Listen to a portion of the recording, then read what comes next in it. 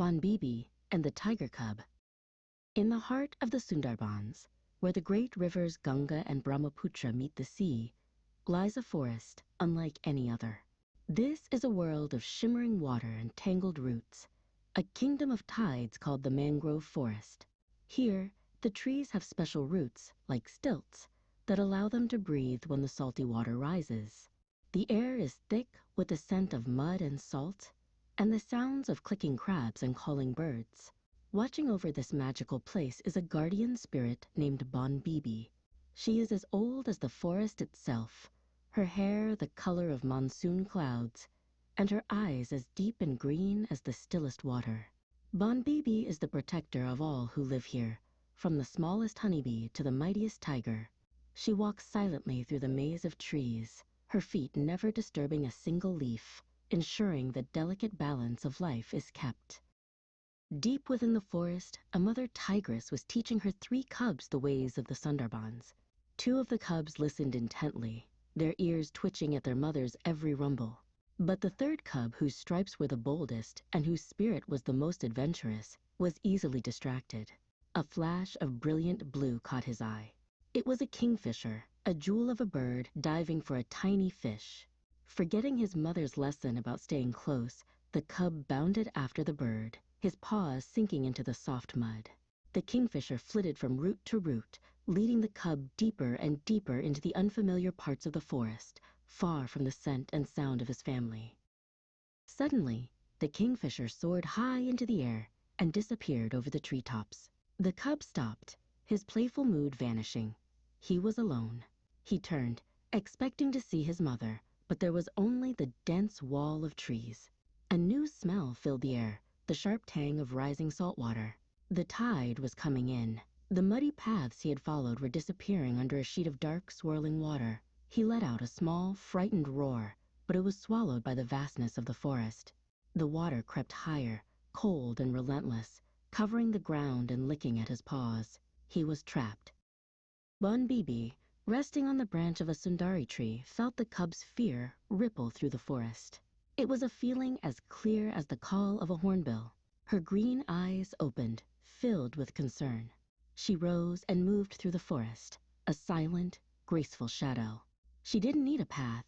The trees themselves seemed to bend to let her pass. She followed the cub's scent and the faint echo of his desperate cries, her heart aching for the small, lost creature. The rising water was a danger to all, but especially to a young one who did not yet understand its power. She found him on a small island of tangled roots, the last patch of high ground in a world of water. He was shivering, not from cold, but from terror. Bonbibi did not speak in words a human would understand. Instead, she projected a feeling of calm, a silent message that flowed from her to the cub. "Be still, little one. I am the friend of this forest. I will not harm you." The cub, who would have snarled at any other creature, looked into her kind eyes and felt his fear begin to melt away. He saw no threat in her, only a quiet strength and a deep sense of belonging. "The water is not your enemy," Bonbibi communicated, her voice like the rustling of leaves. "It is the breath of the forest. You must learn its rhythm." She showed him how to climb the thick arching roots of the mangrove trees, finding footholds he hadn't seen before. She led him upwards, away from the swirling currents, to a network of natural bridges high above the water. The cub followed, his initial fear replaced by a growing sense of wonder. He was learning to see the forest not as a flat maze, but as a world of many levels, a world that changed with the coming and going of the tide. As they moved through the canopy, they were not alone. Perched on a high branch, a fishing cat watched the water below with intense focus, its paws tucked neatly beneath it. On a root just above the water's surface, a strange fish with bulging eyes and leg-like fins clung on. It was a mud skipper. "Every creature in the Sundarbans knows the secret," Bonbibi explained. "When the water comes, we help each other. We share the high ground. The forest gives us life, and in return, we live in harmony." The cub watched the other animals, not as prey, but as fellow survivors, all respecting the great power of the tide. Hours passed, and slowly the water began to retreat. The breath of the forest was exhaled.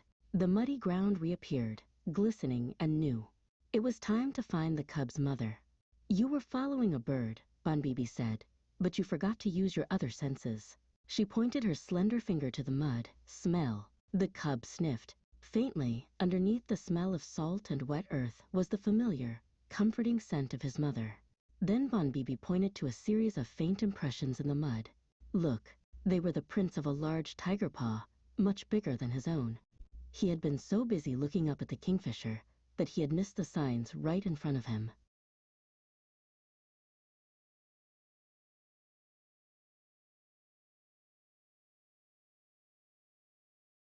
Following the tracks and the scent, they soon heard a low, anxious chuffing sound. The mother tigress burst through the foliage, her eyes wild with worry. She saw her cub, safe and sound, and rushed to him. She nudged him from head to tail, licking his fur and rumbling deep in her chest. His two siblings tumbled out after her, pouncing on him in a joyful, wriggling pile. The mother tigress looked up to thank the stranger who had saved her child, but there was no one there.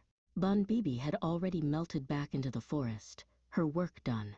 But the tigress knew. She gave a slow, respectful nod to the silent trees, a gesture of thanks to the guardian of the Sundarbans.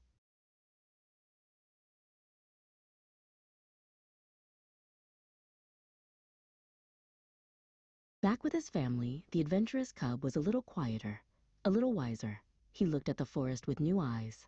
He saw the way the roots held the mud, the way the water gave life to the trees, and the way all the animals, predator and prey, shared the same home and respected the same ancient laws. He would never forget the fear of the rising tide, but he would also never forget the kindness of the forest's guardian. He knew he was part of a great, breathing world, a world watched over by the gentle, powerful spirit of Bonbibi. And he understood her lesson. To respect the forest is to respect life itself.